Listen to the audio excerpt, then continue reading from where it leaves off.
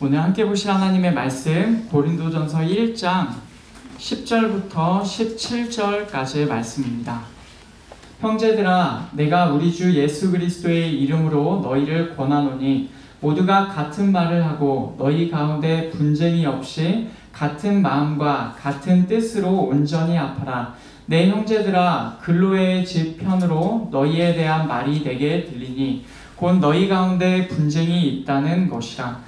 내가 이것을 말하거니와 너희가 각각 이르되 나는 바울에게, 나는 아볼로에게, 나는 게바에게, 나는 그리스도에게 속한 자라 한다는 것이니 그리스도께서 어찌 나뉘었느냐? 바울이 너희를 위하여 십자가에 못 박혔으며 바울의 이름으로 너희가 세례를 받았느냐? 나는 그리스보와 가이오 외에는 너희 중 아무에게도 내가 세례를 베풀지 아니한 것을 감사하노니 이는 아무도 나의 이름으로 세례를 받았다 말하지 못하게 하려 함이라. 내가 또한 스데바나 집 사람에게 세례를 베풀었고 그 외에는 다른 누구에게 세례를 베풀었는지 알지 못하노라. 그리스도께서 나를 보내심은 세례를 베풀게 하려 하심이 아니요 오직 복음을 전하게 하려 하심이로되 말의 지혜로 하지 아니함은 그리스도의 십자가가 헛되지 않게 하려 함이라. 아멘. 지난주부터 우리는 바울이 고린도 교회에 쓴 편지인 고린도 전서를 살펴보고 있습니다. 고린도 전서 1장의 첫 부분에서 바울은 고린도 교회에 관하여 하나님께 감사한다고 하였죠. 이전에 그들은 그들의 죄로 인하여 정죄받아 마땅한 자들이었습니다. 이제 그들은 거룩한 자들, 교회로 부르심을 받았어요. 그리고 이후에 그들이 믿게 된 예수 그리스도 덕분에 정죄를 당하지 않을 것입니다. 하나님의 이 은혜 덕분에 바울은 고린도 교회를 향하여 감사하고 있는 것이죠.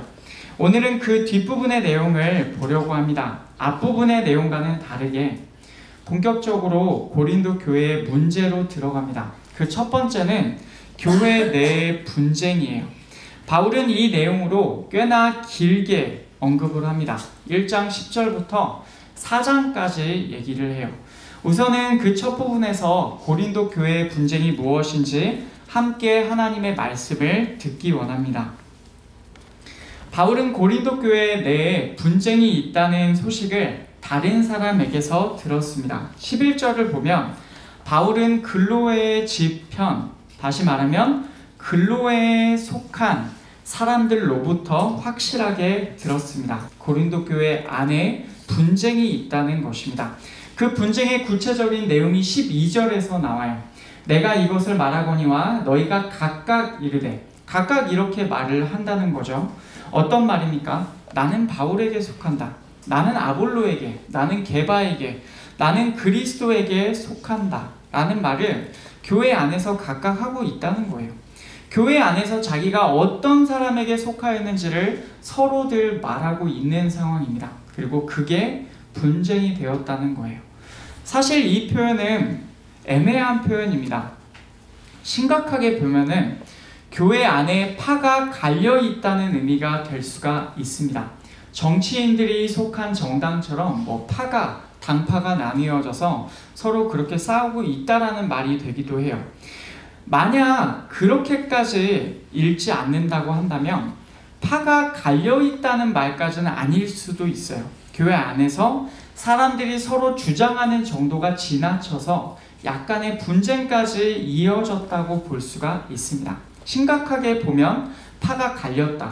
아니면 그 정도까지 안 보고 그냥 가볍게 보면은 서로 주장하는 정도가 지나쳐서 약간의 다툼이 일어날 정도다라고 볼 수가 있어요.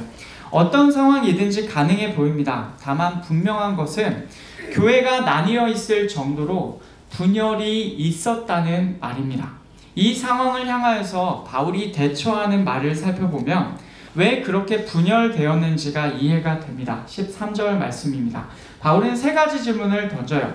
사실이 아닌 내용을 오히려 질문으로 던지고 있습니다.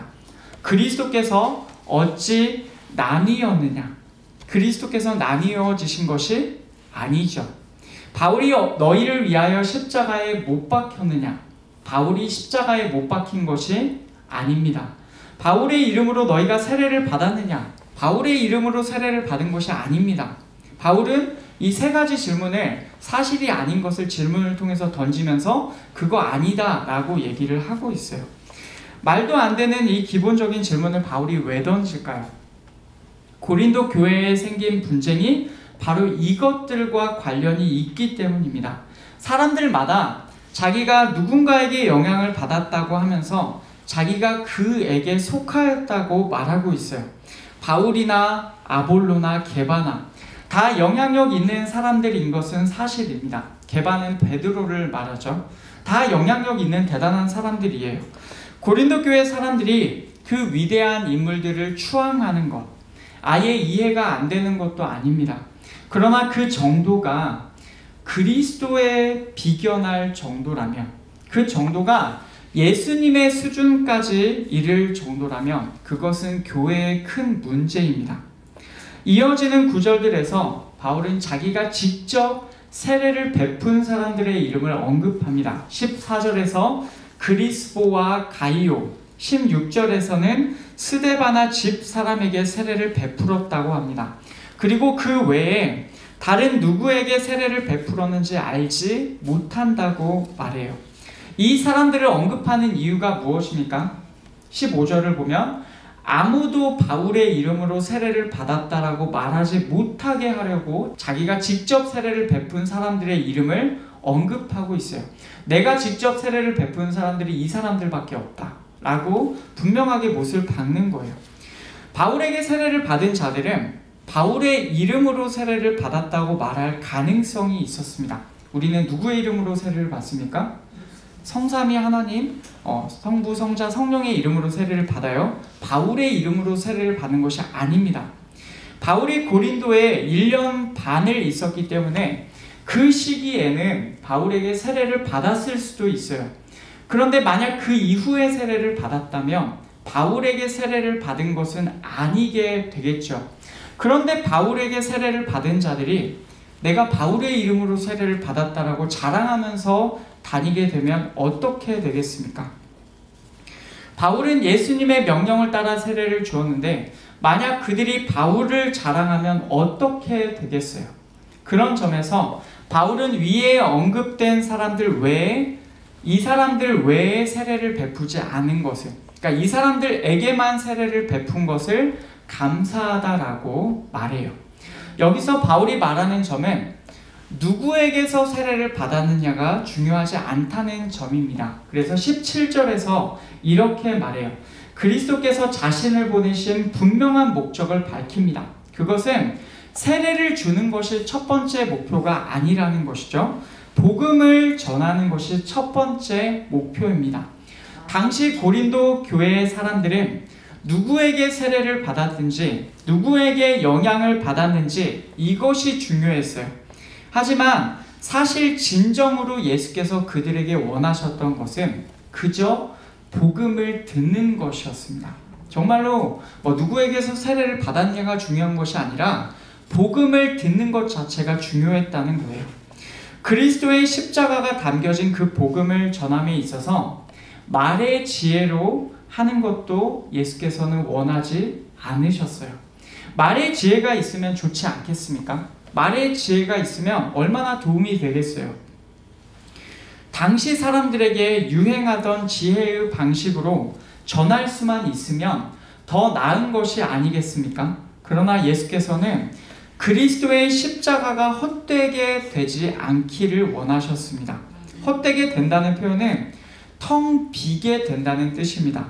복음 안에 그리스도의 십자가 그 자체가 채워지는 것을 원하셨지 다른 어떤 것들로 채워져서 정작 십자가가 텅 비게 되는 것을 예수께서 원하지 않으셨다는 뜻입니다. 그렇게 보면 지금 고린도 교회의 상황이 무엇인지가 명확해졌습니다. 교회 안에 분쟁이 있고 사람들이 나뉘어 있었습니다. 저마다 서로 자랑하는 것이 달랐어요.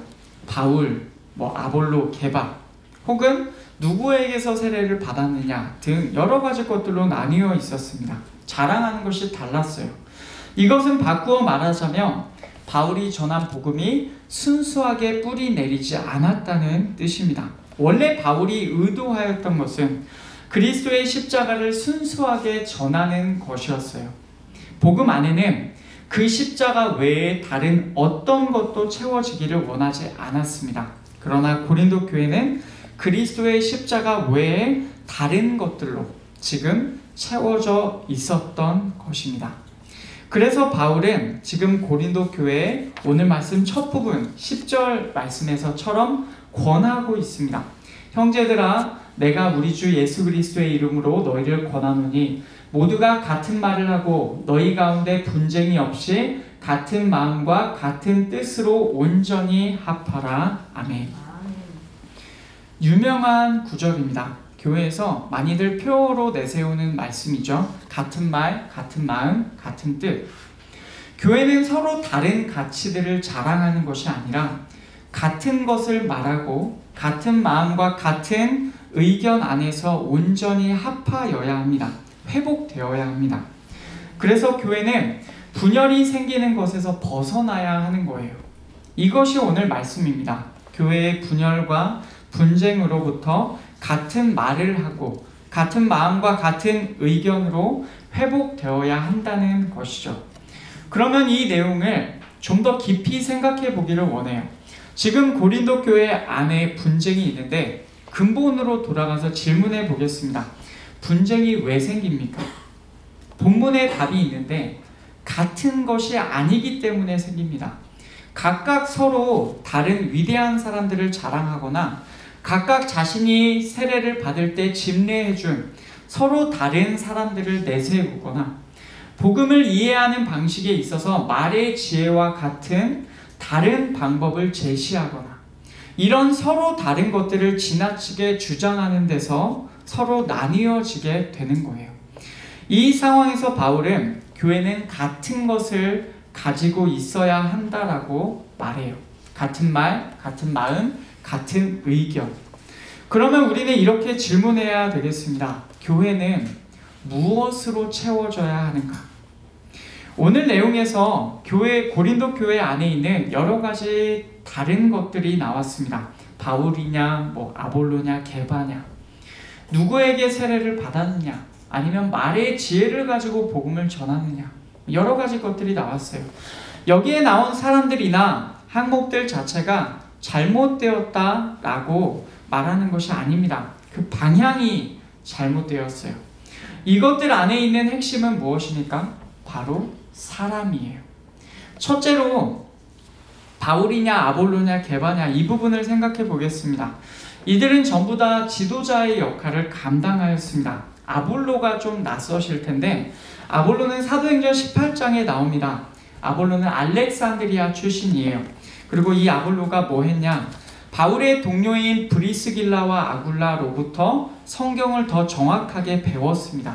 그리고 나서 에베소에서 떠나 아가야 지방 고린도에 가서 성경을 가르친 사람이에요. 이처럼 바울이나 베드로는 물론이고 아볼로 역시도 지도자였습니다. 교회에는 하나님께서 세우신 사람들이 있고 그들이 교회를 이끌어가는 역할을 담당하곤 합니다. 하지만 교회 안에 있는 사람들의 관심이 그 사람에게 집중된다면 여러분 어떻겠습니까? 두 번째로 세례를 살펴보겠습니다.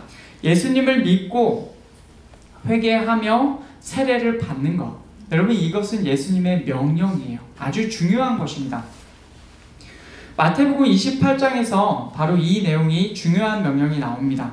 그러므로 너희는 가서 모든 민족을 제자로 삼아 아버지와 아들과 성령의 이름으로 세례를 베풀고 내가 너희에게 분부한 모든 것을 가르쳐 지키게 하라. 볼지어다 내가 세상 끝날까지 너희와 항상 함께 있으리라 하시니라. 아멘. 모든 민족을 제자로 삼아 세례를 베풀고 예수님의 모든 명령을 가르쳐 지키게 해야 합니다. 이것이 우리 모두에게 주어진 예수님의 명령이에요. 이 말씀에 따르면 당연히 세례는 중요한 것입니다. 그러나 그 중요한 세례조차도 만약에 세례를 거행하는 사람을 바라본다면 여러분은 어떻습니까? 누구에게 세례를 받았는지가 그렇게 중요한 일입니까? 더 나아가서 성부와 성자와 성령의 이름으로 세례를 받는 그것을 어떤 사람의 이름으로 세례를 받는 것처럼 여긴다면 여러분 어떻습니까? 마지막으로 말의 지혜를 보겠습니다. 이것은 어떤 점에서 합리적인 생각이라고도 말할 수가 있어요. 말의 지혜, 합리적인 생각, 물론 중요하고 필요합니다. 다만 오늘 본문의 뒤쪽 22절 말씀에서는 지혜를 이렇게 표현해요. 같은 표현입니다. 유대인은 표적을 구하고 헬라인은 지혜를 찾으다. 말의 지혜라고 할 때 그 지혜와 여기 나오는 지혜는 같은 표현이에요. 유대인은 표적을 구하고 헬라인은 지혜를 찾는다고 합니다. 이 관점에서 보면 오늘 본문의 맥락에서의 지혜는 사람의 생각에서 나온 것입니다. 굳이 사람의 생각이라고 표현한 이유는 그것이 하나님의 생각과는 다르기 때문입니다. 교회가 하나님의 생각이 아니라 사람의 생각을 강조한다면 어떻게 될까요? 하나님의 생각은 사람의 생각과는 달라서 우리의 합리적인 생각이나 지혜가 하나님의 생각을 따라가지를 못합니다. 바꿔 말하면, 정말 적나라하게 말하면 비합리적인 행동을 해야 하는 것이 때로는 하나님의 생각 가운데 있다는 뜻이기도 합니다. 비합리적인 일이라도 하나님께서 명령하시면 기꺼이 해야 하는 것이 교회입니다. 그런데도 사람의 생각대로 교회를 이끌어 간다면 어떻게 되겠습니까? 여기까지 살펴본 모든 것이 다 사실은 사람과 관련되어 있습니다. 고린도 교회는 지금 교회를 사람의 것으로 채울 것인가? 이것을 결정해야 하는 상황에 놓여 있습니다. 그러면 우리는 다시 질문해야 합니다. 교회는 무엇으로 채워져야 합니까? 바꿔 말하면 교회가 교회되는 핵심 가치는 무엇입니까? 물론 교회의 구성원 모두가 완전히 같을 수는 없습니다. 사람마다 다 달라요. 제각기 달라요. 가족들도 같지가 않습니다. 모두가 다릅니다. 그래서 구성원 모두가 완전히 똑같아야 한다는 것을 말하는 것은 아닙니다. 바울도 그렇게 말하지 않고 저도 그렇게 말하고 있지 않습니다. 다만 바울은 말하기를 교회는 같은 것을 가지고 있어야 한다고 해요. 그것이 무엇입니까? 17절 말씀에 나옵니다. 그리스도께서 나를 보내심은 세례를 베풀게 하려 하심이 아니요 오직 복음을 전하게 하려 하심이로되 말의 지혜로 하지 아니함은 그리스도의 십자가가 헛되지 않게 하려 함이라. 아멘. 여기에 나와요. 교회는요 어떤 사람들이 사람의 것이 채워지는 것이 아니라 교회에는 예수 그리스도께서 계셔야 합니다. 누가 우리에게 세례를 주었냐라는 사실보다 예수님 안에서 죄사함을 받았다는 복음이 있어야 합니다. 사람의 생각에서 나오는 지혜보다 어리석어 보이는 그리스도의 십자가가 있어야 합니다. 교회 구성원들의 서로의 생각은 다 다르겠지만 우리가 교회라면 우리의 서로 다름을 넘어서서 우리는 반드시 같은 것을 가지고 있어야 합니다. 그게 무엇이냐면 예수 그리스도와 그분께서 지신 십자가와 그것 안에 담겨있는 복음입니다. 이 시대 교회들도 고린도 교회처럼 다른 많은 것들로 채우곤 해요. 그리고 그 중심에는 그리스도나 복음이나 십자가가 아니라 사람이 있는 경우가 많이 있습니다. 아마 우리 역시도 그런 교회의 일원으로 살아본 경험이 있을 것입니다. 분열된 교회들에서 파가 나뉘어 있을 때가 많아요. 장로파, 안수집사파, 목사파. 어떤 교회는 원로 목사파와 담임 목사파가 나뉘어 있는 경우도 있습니다. 교회 안에 각각 서로 다른 사람들에게 영향을 깊게 받았을 것이고 자기가 옳다라고 생각하는 가치를 제시하는 사람에게 더 마음이 끌릴 수는 있죠. 그러나 교회 안에서 그 어느 누구도 그 어느 무엇도 예수 그리스도보다 중요하지는 않습니다. 바울같이 위대한 사람도 심지어 고린도 교회를 세웠는데도 불구하고 교회 안에서는 그리스도보다 중요하지 않습니다. 또 어떤 교회들에서는 행사들이나 사역들 그리고 일들을 중요하게 생각해서 많은 사람들을 동원하곤 합니다. 때로는 그것이 정말로 교회의 본 목적인 것처럼 아예 주와 부가 바뀌어서 여러 가지 행사들에 이끌려 가기도 합니다. 그러나 그 모든 행사나 사역과 일보다도, 심지어 어떤 교회의 중요한 의식들보다도 예수님의 복음이 가장 중요합니다. 그리고 어떤 교회들에서는 세상과 소통하는 것을 굉장히 중요하게 생각해서 세상의 지혜로 사람들이 복음을 이해하게 만들려고 복음의 문턱을 어거지로 끌어내려서 낮추고 때로는 복음을 변형하곤 합니다. 마땅히 전해져야 할 복음을 감추고 사람들에게 이해하게 될 만한 그 정도의 수준으로만 복음을 전하곤 합니다. 하지만 사람의 어떤 지혜를 거치기보다도 그리스도의 십자가는 있는 그대로 선포되어야 합니다. 여러분, 바로 이것이 교회예요.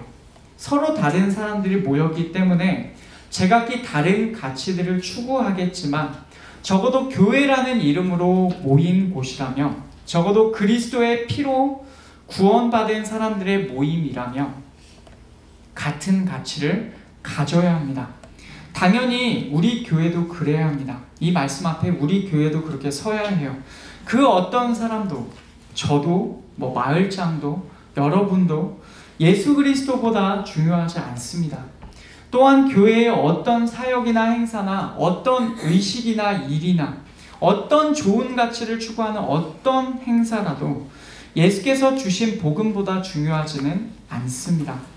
게다가 가장 어리석어 보이는 그리스도의 십자가와 그 십자가의 길을 따르는 방법이 우리의 가장 합리적인 생각보다 더 중요합니다.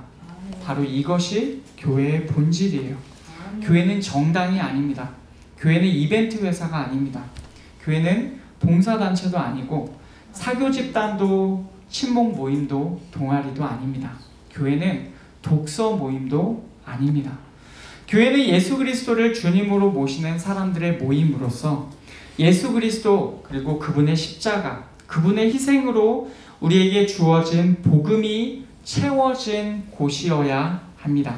어떤 사람도 그리고 사람의 어떤 것도 그리스도와 그분의 십자가와 그 안에 있는 복음보다 높아지면 안 되는 것이죠. 그래서 바울은 역시 고린도 교회에 보낸 또 다른 편지인 고린도 후서에서 이렇게까지 말을 합니다. 고린도 후서 10장 5절, 하나님 아는 것을 대적하여 높아진 것을 다 무너뜨리고 모든 생각을 사로잡아 그리스도에게 복종하게 하니. 아멘. 바로 이것이 교회 안에 있어야 해요. 교회는 하나님 아는 것을 대적하여 높아진 것이 무너져야 합니다. 교회에는 우리의 모든 생각이 그리스도께 복종하게 되어야 합니다. 그게 바로 교회입니다. 그러나 바울은 문제 있는 고린도 교회를 향하여서 본문에서 2번이나 이렇게 말해요. 형제들아 라고 오늘 말씀 10절과 11절에서 2번이나 반복하여 형제들아 라고 말을 합니다. 분명히 문제가 있거든요. 그런데도 바울은 그들을 향해서 여전히 형제들이라고 말을 합니다. 바울이 왜 고린도 교회에게 형제들이라고 불렀겠습니까? 이렇게 문제가 많은데도요. 고린도 교회와 바울이 형제가 된 이유, 그들이 형제라고 말을 해요. 바꿔 말하면 그들은 가족입니다. 왜 그들이 가족이 되었습니까? 예수 그리스도의 복음이 그들을 모두 하나님의 가족으로 만들었기 때문입니다. 교회가 그냥 사람들에게 가족이 되는 게 아닙니다.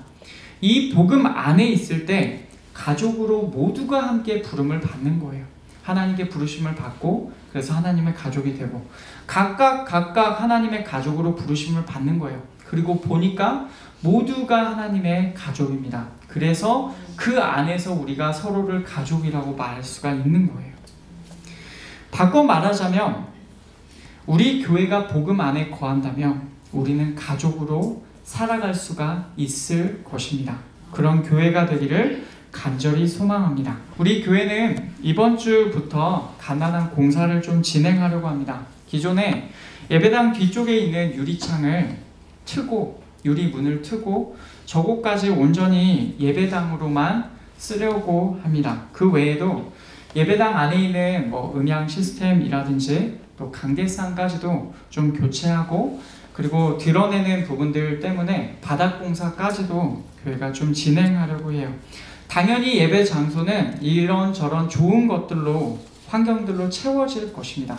근데 이 모든 것을 하는 이유는 더 집중된 예배를 드리고자 함이에요. 겉에 보이는 것들은 채워지겠죠. 그런데 혹시라도 지금 우리의 마음이 텅 비어있지는 않은지 한번 살펴보고, 오직 바울이 권면하는 대로 그리스도와 십자가와 복음으로 우리의 마음이 채워지기를 간절히 원합니다. 그리고 이 모든 과정 가운데에서 우리의 시선이 그리스도께로 더 향하기를 간절히 원합니다. 말씀을 맺겠습니다. 교회는 무엇으로 채워져야 합니까? 교회는 무엇으로 삽니까? 예수 그리스도와 우리를 위하여 그분께서 친히 달리신 십자가와 그 안에서 우리에게 전해주신 복음입니다. 그리스도, 십자가, 복음. 우리는 그것으로 삽니다. 교회는 그것들로 채워져야 하고, 교회는 그것들로 살아가야 합니다. 그 어떤 사람도, 그 어떤 것도 그리스도와 복음과 십자가보다 높아질 수는 없습니다. 하나님의 가족으로 부름받았다고 믿는 우리 모두가 바로 그런 교회를 이루기를 간절히 축복합니다. 아울러 우리 교회가 여러 좋은 것들로 이제 채워지게 될 터인데, 그것들 자체가 목적이 아니라 그것들을 통해서 더욱 우리의 마음이 그리스도의 복음과 십자가로 모두가 같은 것으로 충만하게 되기를 위하여 여러분 함께 기도해 주시기를 부탁드립니다.